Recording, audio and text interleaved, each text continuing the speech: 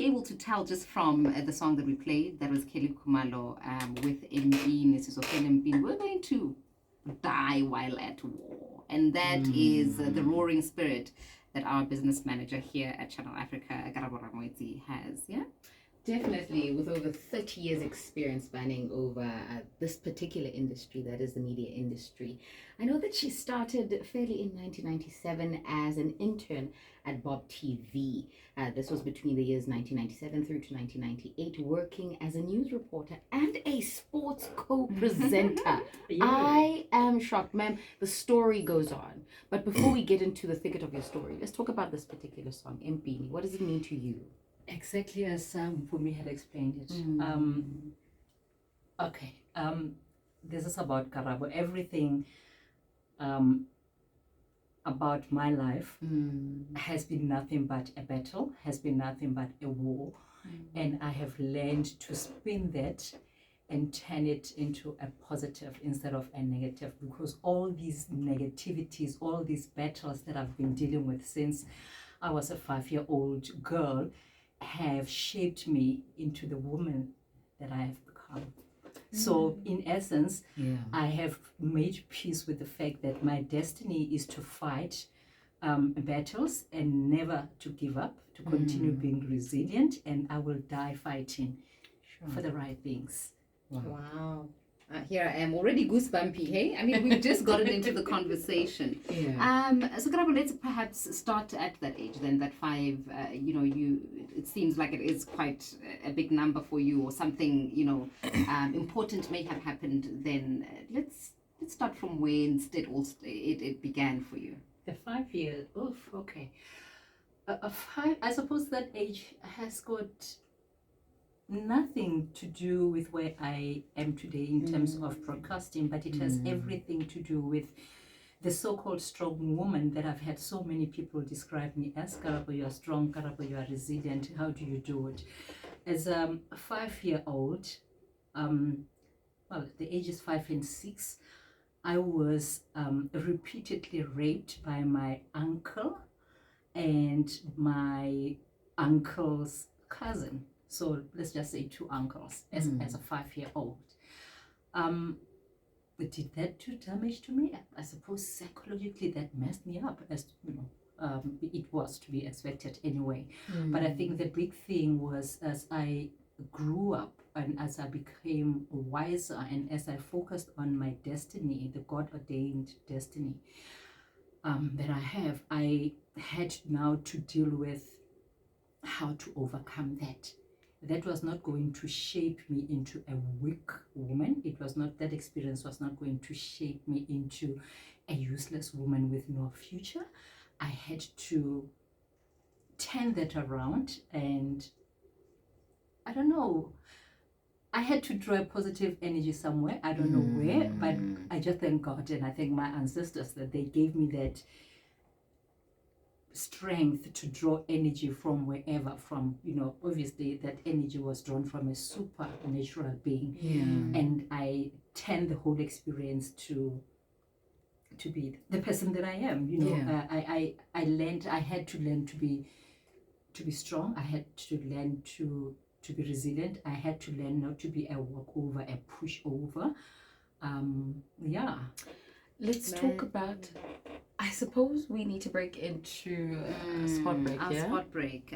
That is the voice of Karabo Rangwetsi, Channel Africa's programs manager and acting business manager, sharing her story there. And there is so much more to learn from Karabo's story. But when we come back, we'll dig deeper into it. It is 21 minutes after 4 p.m. Central African time. If you have just joined us, we slate off this particular series, her story, with none other than Channel Africa's program manager and acting business manager, that is Karabo Rangwetsi. And we are going through the life and times of Karabo Rangwetsi. Something profound about your 5-6-year-old experience that I want to delve into is, we learned on the show recently that when children encounter sexual assault of any kind, be it perhaps even harassment, that they don't process that information as sexual. It brings about violence. It brings about another form of this child coming to be that isn't necessarily associated with the sexual experience itself. Let's talk about you. How did it manifest in you? Because you said that you needed to draw energy, but for what? What was it that you saw within yourself that sort of sprouted? Coping mechanisms, I suppose that's what you're asking about, right? For the longest time, before I speak about the coping mechanisms that I went through, I had blocked out that experience as a child, and I started having flashbacks of the particular incident when I was already working for the SABC, by the way. That was, I think, in 2001 when I started getting flashbacks, and I had to deal now with those demons. I started seeing a psychologist, I started seeing a counselor at church, and and I had to deal with my reality as a 5-year, 6-year-old, right? And what came out of those sessions, or out of the therapy, which went on for about 2 to 3 years, interchangeably, now I'm talking scientific or medical and spiritual, the church therapy, was why, as a young woman, I lived my life on the edge. I was very wild as a teenager, very rebellious. As a young adult, I was a party animal. I had resorted to drinking. I thought it was for fun, but when I look at hindsight, I actually realized that it had nothing to do with fun. It was a cry for help. But my parents didn't know at the time. I had a problem which manifested physically of bedwetting. I used to wet my bed, until I was about 15 years old, and I would get teased at school, things like, but you smell of wee-wee, and I even though I had bath, because it was an everyday thing. My mom is she's a nurse by profession. She would take me to specialists. They couldn't really find anything, I suppose, because at the time nobody really thought of looking at my mental well-being or my psychological psychological state. They just focused on the physiological issues.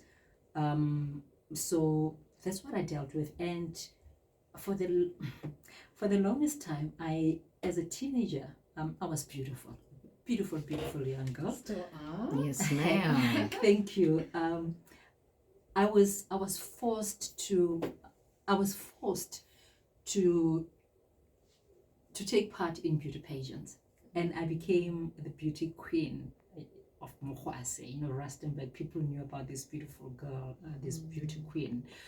But the flip side of it was I was a tomboy of note, to an extent that when I went shopping, I would shop at men's clothing stores. I didn't even wear panties, but I wore underpants meant for men. And when my mom asked, I would say no, but they are comfortable. The panties are tight, and these are loose, they are comfortable. Little did I know that I did not want to be objectified. I didn't want men to look at me as this beautiful, curvaceous, light-skinned, tall girl with long legs. People used to make a lot of remarks about my long legs.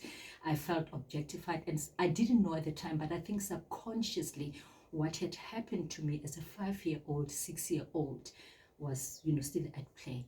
So that was a coping mechanism for me. I was protecting myself from being seen as a beautiful girl. I was a boy. I wanted boys to see me as a boy, and that went on until the mid 2000s. I was already working. I still dressed like a boy. The only thing that I bought from the ladies' departments would be the shoes, just that, and of course bras. I had boobies. I'm a girl, so. But other than that, I wanted to be seen as a man. Was I lesbian? No, I was not a lesbian. I was never attracted to women, and there's nothing wrong with lesbians, but I know now why I had to go through that phase.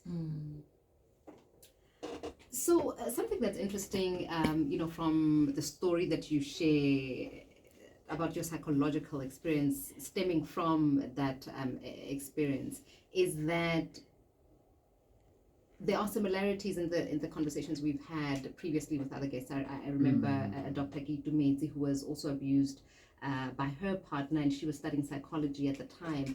How different people take different qualities from those experiences, right, in order to propel them.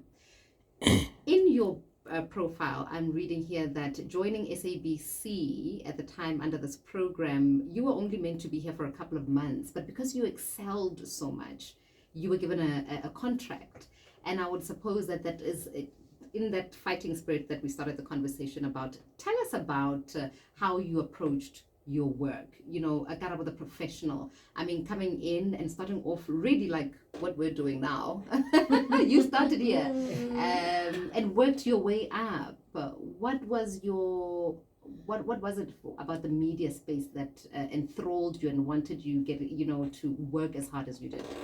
All right, so I knew from the age of 9 that I wanted to be a broadcaster, but I didn't know then that this industry was called broadcasting. I didn't know that the news presenters were called that. I remember we had our first TV set in 1983. I was 9 years old. Yes, I'm 51 this year. I'm not ashamed of my age. I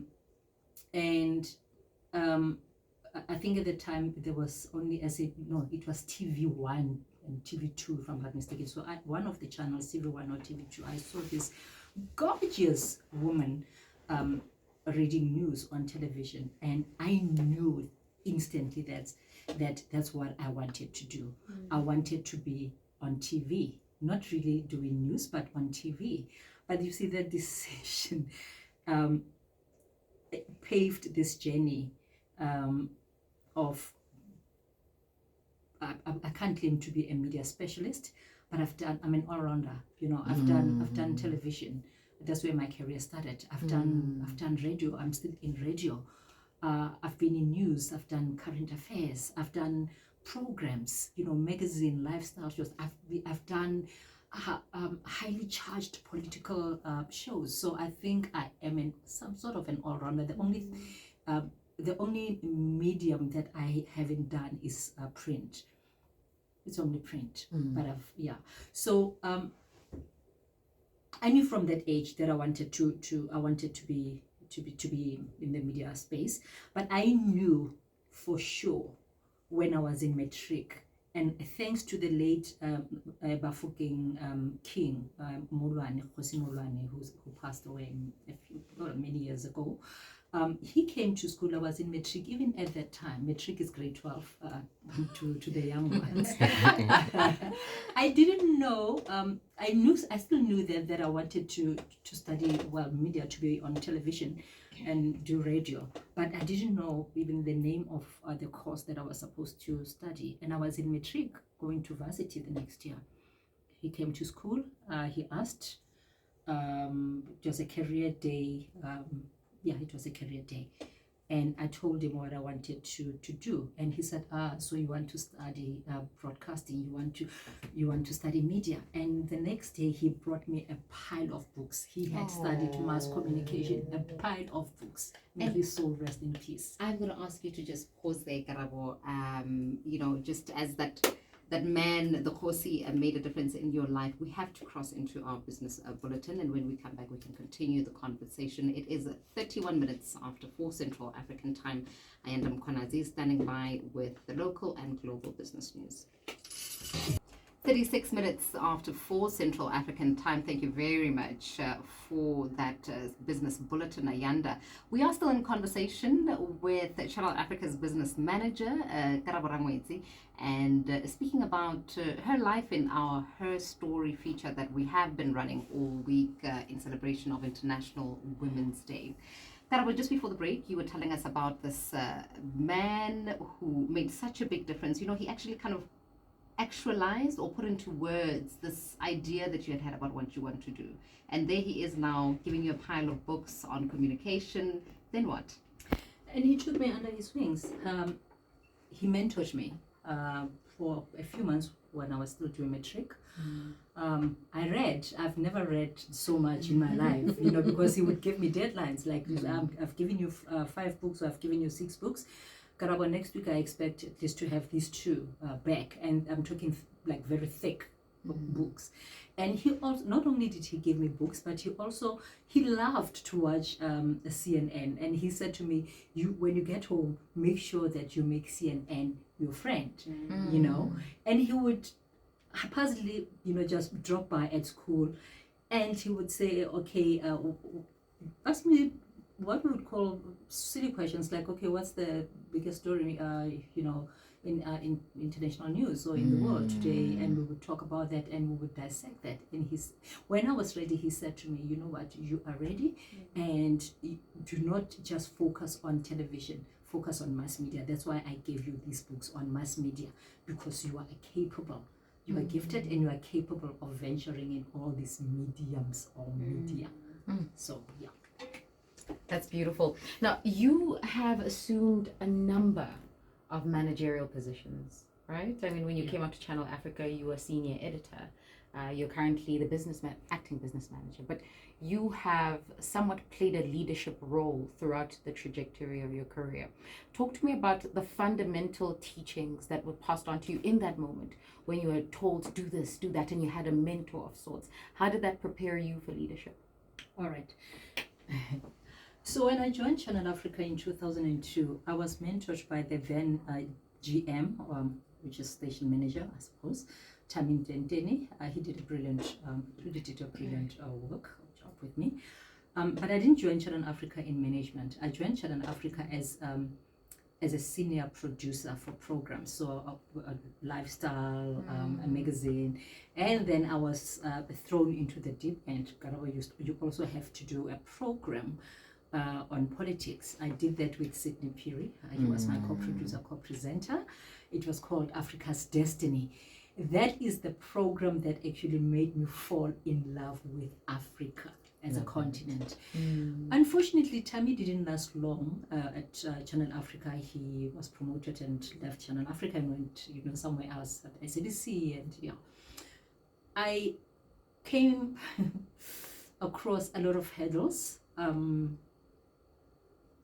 Before Tammy left Channel Africa, that was 2002. 2005, they advertised a position for executive producer, current affairs. That would be, what would it be today? Editor, current affairs. I applied. There were a number of applicants, and even external applicants for that matter.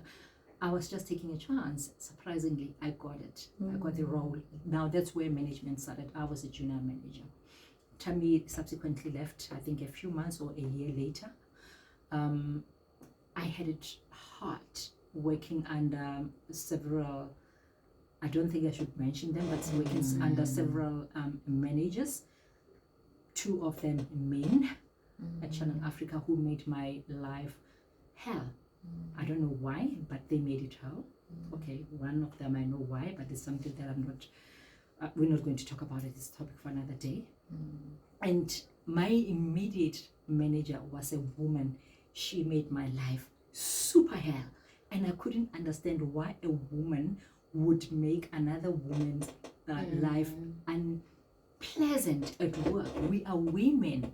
We understand this. Yes, this is a male-dominated, it's still a male-dominated industry when you look at it. When you look at people who sit at the top, all these beautiful faces that you see on the screen and girls behind the mics, no offense to you ladies, they're beautiful ladies, right? But when you look at management, the industry is still dominated by men. So when that woman became my line manager, I was like, oh, okay, at least there's a woman, we're in this together, she will guide me. And she actually became even more volatile, if that's the word I can use, more volatile than, the bigger bosses who were male. But I kept on saying to myself, Karabo, I don't walk away. And I have not been created to lose. I'm a winner. Yeah. I was born a winner. I was born a leader. I believe that leaders are born. You just have to grow, what people would say, you should grow a thick skin. That's how they say it. Become resilient, in a nutshell. And I made a decision that I was going to be, resilient. There was a time when I had actually drafted my resignation letter, and that was going to be an immediate resignation. But thank God that I came back to my senses. And if I can just tell you, if I may, why I had to do that. I was pregnant. We were sitting in the boardroom, editorial meeting. I bled, and I said to her, woman to woman, I need to be excused. I'm bleeding. Let me rush to the hospital. And she said what she said? That you said you wanted to be a manager. Anyway, women miscarry all the time. Yes, I'm not making it up. Women miscarry all the time. So I'm not going to excuse it. And I said, well, I am leaving. And I left. And I drove to Mill Park Hospital. Yes. I mean, we are both sitting here aghast at what you just said, chills and all. From your experiences with inept and emotionally unintelligent, is by the sounds of it, managers, what do you think are the qualities that make for a good manager? I don't believe in management. I believe in leadership. And leading means exactly that. You lead by example. Treat people the way you would want to be treated. That is how I lead. Just because you are a so-called manager doesn't mean you have to fold your arms and you start ordering people around, even if you are not mean. I'm hands-on. I'd like to believe that I'm still hands-on. I don't know, but I'm hands-on. I don't look at myself as the business manager or as the program manager. If there are issues with technology, or if there are issues like now with aircon or with the AC system, if there are issues with maintenance, I don't have a problem calling maintenance. I don't have a problem saying, Sheila, I understand there is this problem. Please call maintenance. If we don't get assistance, I would do it myself. I suppose that is, according to me, that is leadership. And treat people with respect. Treat people with respect. If you want to be respected, you must first show respect. Not just to your colleagues. I don't believe in subordinates. I know it's a proper English word, but I don't subscribe to that. I prefer saying colleagues.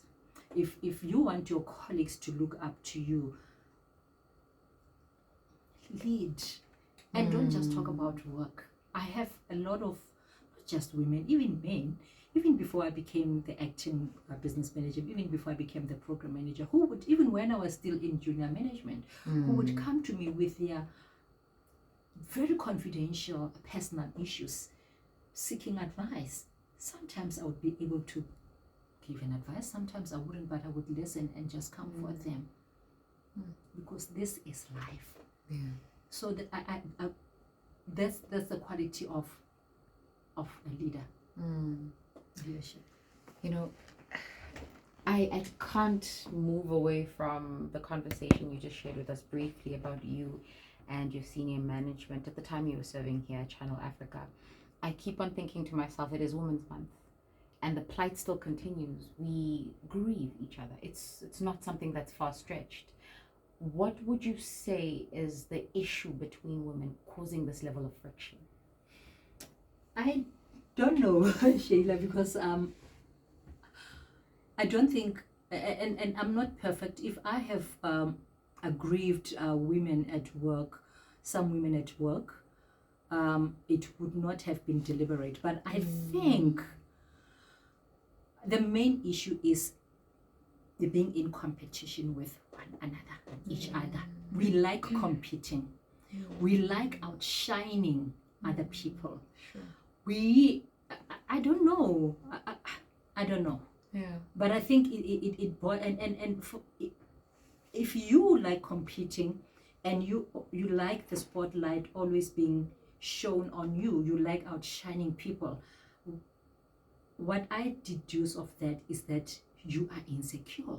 So you have issues that you need to address.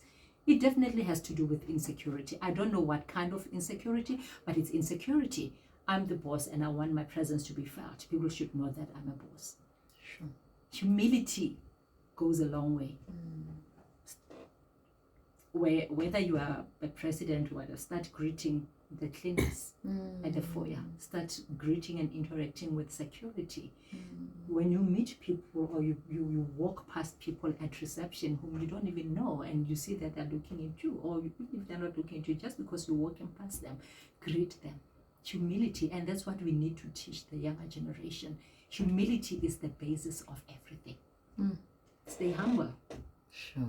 And the universe will reward you. What you give out is what you get back. So if you give out this humility, the universe will reward you by exalting you. Wow. We have 2 minutes. Okay. 2 minutes. And already? I know. Time flies, It really does. I mean, being at the helm of the channel, for our listeners, what can they expect going forward? What are your intentions for the station? Yeah. Okay. Channel Africa is an international radio station. Previously, we and that's when I joined the station, we were competing with the likes of your BBC Africa, your Deutsche Welle, which is a French, Dutch. Deutsche Welle is a French. It's Dutch. Dutch, and then RFI, Radio France International, Voice of America, and so forth. I don't know what happened, but we are no longer really competing with them. And my vision is to take Channel Africa to where it was, and maybe even further higher. And we're doing that. I like our programming. I like you. I love you girls. I love my colleagues. I love my staff, I love my staff. I have all the support, and the station in the past 2 years has evolved so much. We are seeing significant milestones. We are growing. And the listeners out there should know that we are growing. Watch this space. Whether Karabo will be here next year or not, Channel Africa is going to be different and better from what it is today. And be on the lookout for a new lineup. Just, tweaked a little bit from the 1st of April. I don't want to give out too much. Thank you. As we cling to the edges of our seats, right, Sheila? I'm trying. Until then. I'm slipping though. Karabo Rangwetsi, thank you so much for your time. Thank you for your story, your vulnerability. But we applaud you for your resilience, because, had it not been for that, you would not be here. We would not have crossed paths. And Channel Africa certainly would not be what it is today. So thank you. Kudos to you. You're welcome. Thank you so much. I wouldn't be here without you guys. I am because of you. And I'm talking to the rest of the staff. I am today because of you and because of your support. Thank you so much. And just like that, it is time for us to head to the sports bulletin with Fikile Lomati.